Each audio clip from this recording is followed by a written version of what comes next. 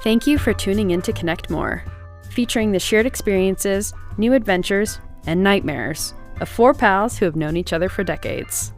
Connect More utilizes the swear jar concept to raise funds for the American Cancer Society. When you hear this during the episode, the offender will contribute to the swear jar. We'll update the swear jar each week at the end of the program. We hope you enjoy the show.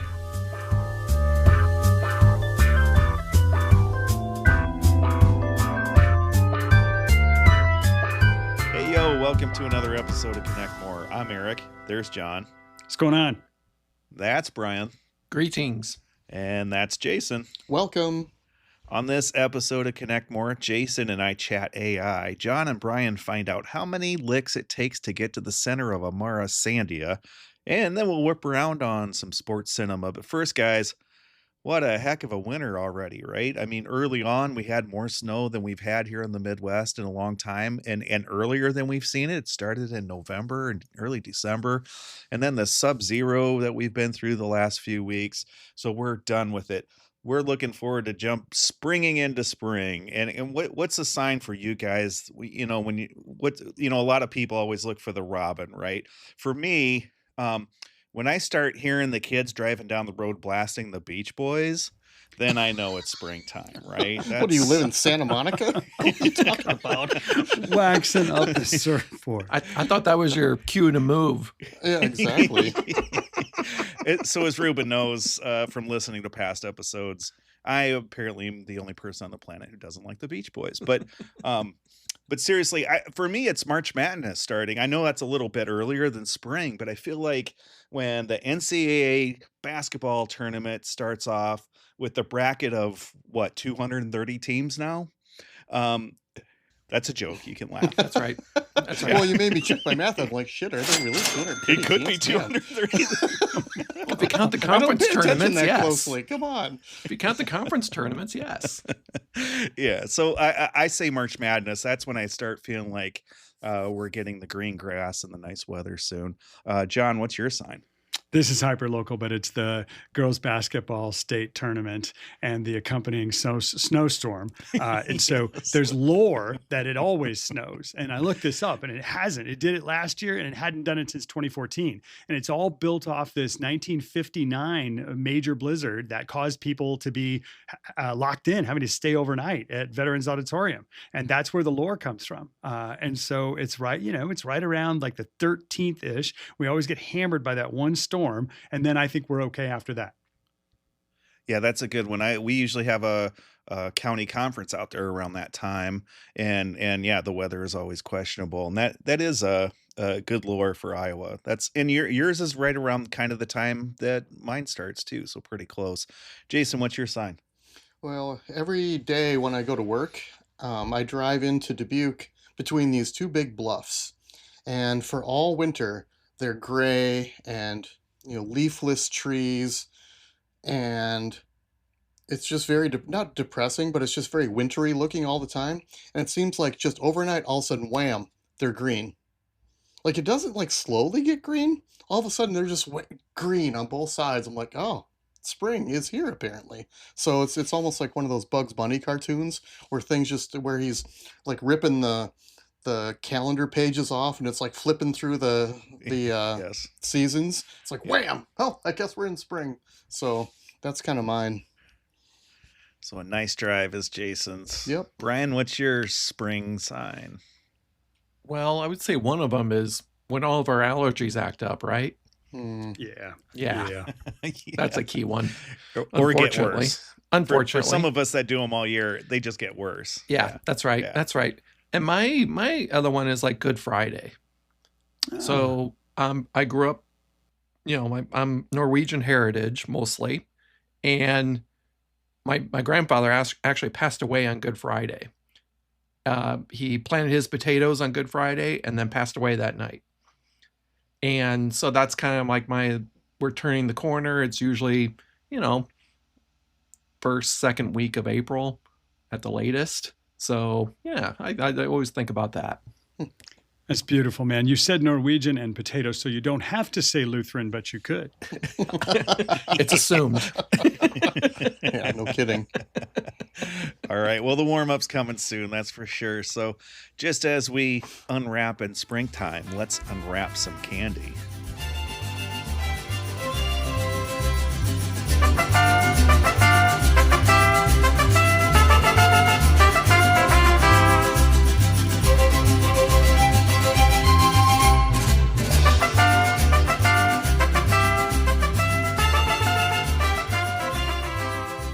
This is You Gonna Finish That. We were raised on frozen pizza, Lunchables, and rainbow Kool-Aid packets. And somehow that made us full-fledged foodies and adult beverage snobs. Now we're here to tell you what's worth savoring and what belongs straight down the garbage disposal. This is You Gonna Finish That? And on this very special episode of You Gonna Finish That, the guys do the unthinkable and try candy gifted to Eric from the lovely Krickett, niece of Ruben, on a recent trip to San Antonio, much of it made in Mexico. The reviews are coming in hot. Brian, what do you got for us? How do we make these decisions? All right. So we did this by letter grade. So A would be great, would definitely have it again. B, I would call that pretty good, would probably have that again. C, I would call that very average. Probably wouldn't have it again. D, not very good. Probably would not have it again. F, horrible. Never, ever, ever, ever coming in the house again. Right? Now, when you say we, you mean you and your work wives, correct? Yes. So Okay, when, just when I wanted to when I clarify. tested them, I actually That's tested. not this we, not us. It's you and your Yeah, coworkers. we Okay. tested one with. Well, we actually tested one of these with Mrs. Roper, and then she said, "Nope, no more." You went full committee. And so I took it to work and ended up giving them, we tested them out there, and then I ended up giving the rest of them to the lovely Miss Demonice at Can you work, tell us who, which one Mrs. Roper gonged?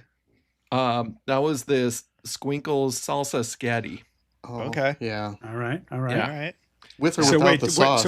where did they end up? Where did you end up gifting these to? I'm giving to a coworker. Her name is Demonice. She is Latina, grew up in Chicago, but goes to Mexico all the time, and she was familiar with all these. And so she saw that bag, and she had a Pavlovian response. She started, her mouth was watering. She was just like, "Wow!" So ready we to had go. like the Snickers and Hershey's of Mexico, is what you're telling me. Pretty much. That's wild. All right, we're gonna get going on the reviews here. So the pica fresa, which I'm gonna get every one of these wrong. Everyone will be wrong. Pica fresa was the little round one. Brian, what do you got on that one? I gave that one a C-. So that was a strawberry gummy. It was good. I mean, it was okay, but I probably would not have that again. I don't like my food touching. I don't like the spicy. I don't like the spicy sweet thing. Don't like it. I'm big mega dittos with Weenus on the C- on that one. So I thought that went was with the the- best one, but I went with a C, and I said flavorful but tart, and not sure whether it was a hard candy or not. And Jason, I cut you off. What were you? no, gonna say? no. Sorry, it's just I thought that was the best one of the bunch. I thought it had a really good strawberry kind of flavor, a little hint of spice, but not that spicy. I don't know. I thought it was good. I liked the consistency of it. You're on crack. It was spicy, but not hot. None of these were hot spicy. Correct. No, they weren't. Yeah, No. yeah, right. None of them were even spicy. What are you talking about? I thought they, Oh, I they thought just they had a little good chili. spice. They had a little None chili of them flavor. were Mister even. Bite the habanero in half. Yeah, it Yeah, was not I'm gonna anything do- like that. I give I'm you gonna all I'm gonna things rename this show. capsaicin. I'm gonna rename the show Eric and the Spice Pussies. I think. Oh my god. Well, no, it's just but What compared kind of to spice? There American was no spice. compared to American candy that has zero No spice, spice. this Yeah. had plenty of spice. Yeah. Moving on, we have pulparindo, which was the rectangular one. Spicy fruit taste, soft. There was a white substance that looked like mold, but I looked it up and it was fine. It was their version of a preservative. Most of these candies don't have any preservatives on it, which I think was fantastic. It like changed the taste. It also changed like what you would expect in a candy. I gave that one a B+. Pulparindo. Ooh. Brian, what do you got? All right. So that was made with tamarind. It was a tamarind pulp candy. I gave that one a C- also. But the texture on that was not good at all. It was like sandpaper. I was just did not like it. Again, I'm with you, Brian. I went D+ on that. It was like to me, it was trying to be like a fruit roll up, but the texture was just off. The flavor was just okay, but I couldn't get through the texture. Jason, But Jason loved it apparently. No, I gave it a B+. Jason's all about it. I thought it was Yeah. good. Oh, good. I Good. liked that it See, was a we're little in the more. same place. It was a little spicier. I didn't mind I didn't mind the consistency of it. I don't know. Yeah, the texture didn't bother me either. On that one, I didn't think about it at all. Did I get a bad? I'm going back to try this stuff again. You There got was a no bad batch? spice. I don't understand. What's the next one? It is the Squinkles Salsa Getty. And so this came in a tray and it had watermelon flavored stringy parts and then a little packet that you poured over like a, I don't know, it was like a glorified soy sauce. And so I thought, well, let's start with Brian on this one. I gave that one a D. I like the watermelon part, but as soon as you put that salsa on there, oof. And I just did not. I normally I just did not like it. I'll give that one a D. So I'm close to you again but I gotta say, I like the salsa Getty without the sauce. Like it was a Yes. watermelon licorice. That I part was really great. liked it without the sauce. And as soon as I Yes. put the sauce on it, straight down to D. Yeah. A to D. Yeah. Wow. Yeah. We're going to throw hands on this one because I thought this was fine across the board. I gave this an A. What?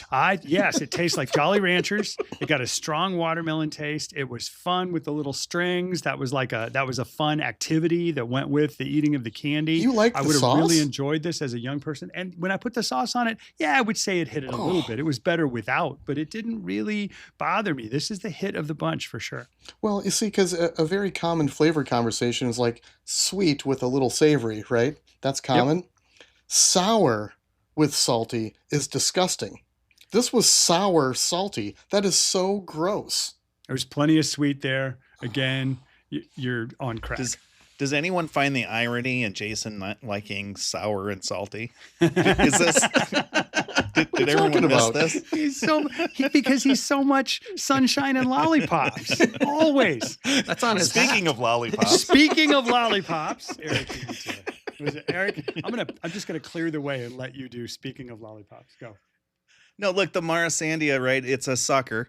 It had That it is. It was a sucker, and it As had it a is. coarse exterior on it, which I think was like supposed to like be chilies and stuff. And again, I'm just gonna say, I didn't find this one spicy at all because I was hoping that it was gonna be that watermelon sucker with a good spice around it, and I didn't find it. I found that first of all, the coarse exterior kind of not very pleasant, but it was almost floral to me, and I couldn't finish it. Like I took a couple licks and bit into it to get the gist of it, so I put a C- on it. Brian, what do you got? C- also. It's the watermelon covered in chili. No, thank you. It was I really gave hard it- to eat. I mean, because it was just Yeah, so yes. abrasive on your tongue. Like, Yes. unless you crunched it, it was almost inedible. Yes. For sure. And so rough texture, grainy, heavy plant taste. It was like a plant. Yeah, And it took a long time. I gave it 15 minutes. That's all I could do. I was worried you guys would make fun of me for abandoning it after that period of time. And it sounds like everybody did that. And I said, do not attempt. This is a D. I mean, I did go at mine. I tried to finish it. It took me 45 minutes. oh my goodness. Well, because you can't just lick it because it's like, God dang it, it's like licking sandpaper. Listeners, there is an entire series of jokes that I am not doing here, and I'm going to continue not doing. Please carry on. You mean that's what she said?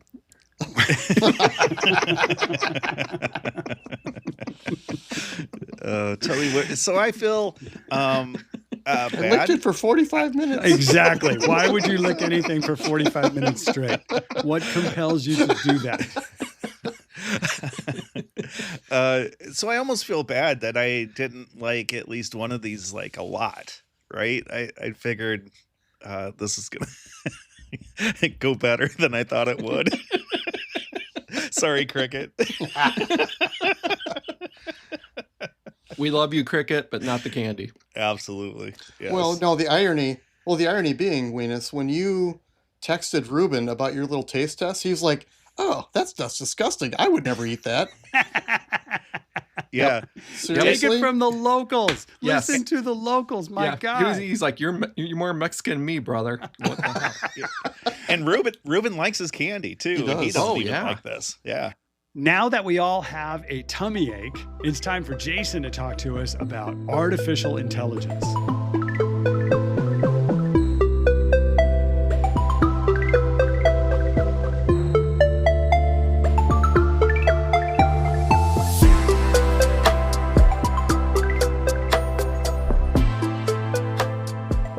We've learned a lot over the years, mainly by ignoring all advice and making every possible mistake ourselves. The hard way is where we share the bumps, bruises, and belated wisdom that came from taking the scenic and slightly painful route through life. So, we need to, all of us in our daily lives are being assaulted by artificial intelligence in many different formats all the time. We've touched upon this a little bit in previous pod episodes, but I thought we'd take a crack at deciding how are we adjusting to this life with AI in lots of different aspects of our life. Have we talked with our kids about it? Are our kids explaining it to us? Or are we explaining it to them? Or is it valuable? Are we on the tech curve? Where are we at here? So, how are you seeing this manifest itself in your life there, Jocko? And how are you dealing with it? Yeah, I gotta say, I kind of been just testing out this AI thing for probably going on 3 years now, and I had to be talked into it, right? A peer of mine, we were talking about I need a policy for something, and he was saying, "Yeah, you know what? I just did one of those, and I used AI to generate most of it." And he sent me what he had, and it looked pretty good. And then I had another thing I had to do like that, and I just kind of used it, and it was mostly okay. It was a good shell for stuff. And then I kind of dropped out of it again, but now I got back into it here recently, and I still use it for writing policies. And actually, I've used it for trying to sharpen scripts for this show, or maybe researching topics, because one thing, when we do like we're doing in the whip around when we're going to talk about sports cinema, like instead of me going to five different I could Google, best sports movies and then click on five different ones to compile my own list. But AI will do that, much quicker, and it's all right there for me. So it's a good place to start. I've used it to look up, law and stuff like that. And Jason, you do, I mean, a lot of research for the places Mhm, you go to when you do brainstorming and stuff. mhm. Are you using this in in your work, or even in your work sessions? Yeah, it has been pretty useful in lots of ways. One of the things that I'm very cautious about, and I think this is something that this is the advice that I would probably give young people who are struggling with or see this as the easy way to get things done more quickly, is sometimes the process is the product. Sometimes, especially because I do a lot of collaboration, like in small towns or in nonprofit organizations where teams have to get together and produce something. Now, before I go into that meeting, I could ask ChatGPT or Claude or Gemini or whatever, hey, could you please create a strategic plan for this mid sized nonprofit that does this kind of work? Here's their mission statement. Here's all the stuff about them. Here's the link to their website. Write them a new strategic plan. I could do that, and I could bring that to them, in most cases they'd be like, "Oh, that's great. Let's go." But to me, it's more the process of them doing that themselves is actually what I need them to do. I need them to talk to each other about what they care about. I need them to set the priorities. And even if it's not as clean or as polished or even as professional as what I could get out of ChatGPT, the process of them doing that together, that's why I am there. Yeah. It's not that final product really. Yeah, there's a certain flavor that some of this still needs. Like even when I use it, I mentioned how I used it to maybe sharpen scripts for the show that I use. And honestly, I don't usually use those verbatim because they're good. It's a nice second opinion. Maybe it'll give me a line that I like. And I'll still need to take that out and do something to make it mine, right?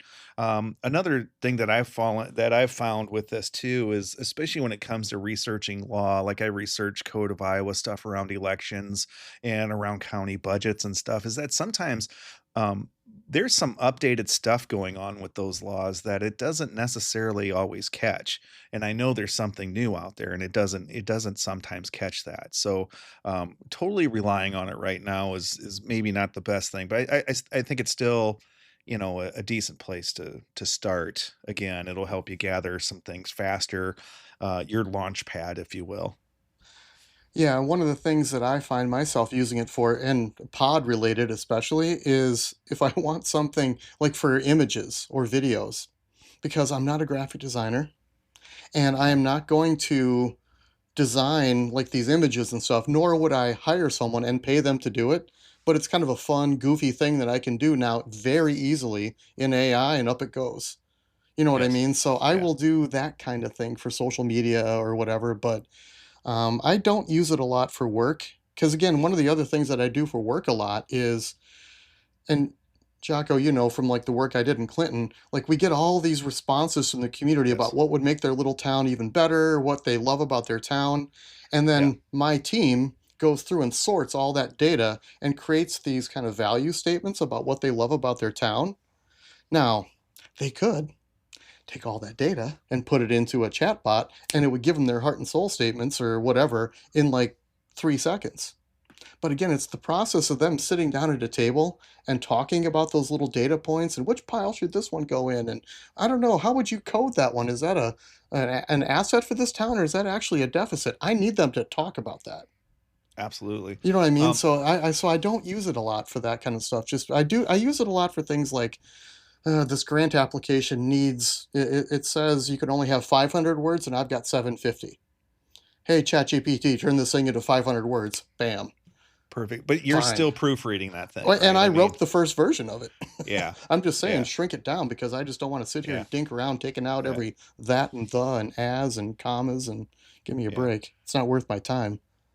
And so, Brian, I know you and I kind of probably researched kind of the same things in a different manner a little bit, but law and finance and stuff. And but Mhm. you had mentioned in an earlier show you were going to start maybe using AI more. And has that come through? Has it been helping you? Not too much yet. It does for like research, things like that. If I need to find something quick in, let's say, you know, Internal Revenue Code or, you know, maybe State of Iowa code, something like that. If I need to do research, because what it does for me is I get a question to find something, but unlike a Google search, it will ask me more questions to get me to where I need to go. And that's the part I like, you know, so that Hmm. I've used it for that. So I kind of like that feature of it. And that's actually, it's funny you mentioned that because it's one of the things I find myself struggling to do is you can ask AI follow-up questions. And I think there's something very polite and Midwestern where it's like, oh, I don't want to bug AI again. It's like, I don't want to ask him to redo that picture. This is a It's lot like, of wait a work. minute, I mean, I could I'm ask asking AI my to do buddy it here to again. do a ton of work. I just asked him to do. He just made me this long list. I I don't want know. to make him do. I have that same thought process. And I'll just jump in and say, when I got into this probably 6, 8 months ago, it was glorified Google, and the only way I could think about it was this is going to help my Google become like a narrative rather than a list of links I have to click on. And it's really gone beyond that for me as I get into things like membership projection across a bunch of markets. And like, I don't want to look at all the whole spreadsheet and try to find the box that popped, right? You do that for me. Tell me what moved, what's interesting, what's up, what's down beyond a certain range. And then the second thing is, this is going to sound a little goofy, but I think this thing might be a weapon that helps us fight back against all of this fire hose of disinformation we have out there in the world, including on social media. When I ask it to go fact check something and to tell me whether something is true, it will get me as close as it can to, you know, with public information to the information that would support an idea. So then I don't have to like read something on Facebook and try and decide whether it's true or go through 700 comments and decide for myself. I just have ChatGPT go play with it for a while. And a great simple example of this was when the Bears had that great comeback win in the divisional round, there were only like 4 other games where that had ever happened. And I was like, that doesn't sound right. I feel like that maybe has happened more often than that. So I made ChatGPT tell me which 4 games that was. Right. And so I have it on my phone. I've got it on both the work and home laptop, and it's just becoming a really integrated part of, for me, for that. Like if I hear something and I'm like, I don't think that's right, I make ChatGPT do the work on it. I think all of us, and our listeners included, are all startled that the one person on the show using Chat GPT AI is John, especially after listening to that 7.5-minute speech he gave about zombies right off the top of his head in that episode a few episodes ago. I did not actually have notes for the zombie screed. I Oh, do no. better. We I know. do better. We know. I do better with the bullets. Oh, Yeah. yes. No. I guess one thing I want to throw in here before we transition is I do want to think about about younger folks and how they're using it, because I did ask Frank. I've asked him I asked him a lot about how he and his peers are using AI. And the troubling thing, and he's pretty clear-eyed about it, and I think from everything he tells me, he's doing a nice job balancing it out. But he said that he has some peers who talk to it like it's a person and ask it personal questions and relationship advice and, oh, my mom's being such a bitch, what should I do, and da-da-da-da. And it's like, what? And that's where it starts to get in trouble for me, because I think, again, you should be talking to humans about this, because it's not about the answer you're getting. It's about the relationship or the trust you're building with a real person is more important than getting the best advice that Google or Gemini or whatever is searching for. That's really not the point. Apparently, So that's very troubling. Be flattering too. They will over flatter, which can Right. send you into this cycle of it. So I'm not Yes. familiar with any of it, but I have read about it. Yeah. Yeah, and it tells you what you want to hear, which is not sometimes what you want when someone's giving you advice. Sometimes you want them to knock your head together with something else and say, no, you're being an idiot. But AI probably isn't going to do that. So I think that's something we all need to keep our eyes on. I don't know about you guys, but I'm feeling just a little bit artificial and certainly less intelligent. So I think it's time to get whipped.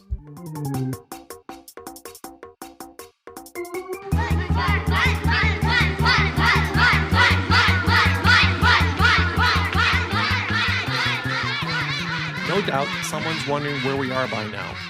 So before we get called back to reality, let's stick and move with some quick takes, facts, fast laughs, and then we're out. It's time for a good old-fashioned whip around. Whip around! The whip around. All right, Whip around. quick and dirty. This is whip around, not a segment. Got it, boys? What are you trying to say? You got the gavel, boy. You know who the problem is. All right, 3 lines. Best sports movie ever made. You decide the definition of sport. I'm going to start with Jackson. All right. I decided to go with one that I really enjoyed a lot when I was a kid, and I thought it was just so cool. It stars 2 of the biggest movie stars of all time, The Color of Money, Tom Wow. Cruise and Paul Wow. Newman in the same movie. Young, cocky Tom Cruise and old, wizened Paul Newman teaching him the ropes. Vince. That's it. That's good. That's That's a very good, great soundtrack. Oh, Great great acting. soundtrack. Yes. Very yes. tight scenes. Oh. It was almost like Yeah. a stage play. They didn't go many places. And- And of course, it Yes. builds upon The Hustler, that Paul Yeah. Newman was in Sure. when he was Tom Cruise's age, but it's Yeah. not caught up in that. It's not fussy about that connection. We know No. that, but it's not a huge part of the movie. Love it. also could be because we're talking about not necessarily our favorites. We're talking about like best sports movies, and you can Yeah. throw The Hustler onto that list as well. So, Sure. Yep. Nice. Absolutely. nice. I love that somebody already did Pool. That's fantastic. All and of right. course, and of course, The Hustler was Jackie Gleason and Paul Newman. Yeah, What the very heck? good. I mean, fantastic. All right. Let's go with Jocó. Well, in the opening and whip around, we talk about stick and move, right? And to me, boxing is just made for cinema. Only baseball comes even close to having the drama that can be thrown up on a big screen. So my answer, especially for you cats, is very obvious.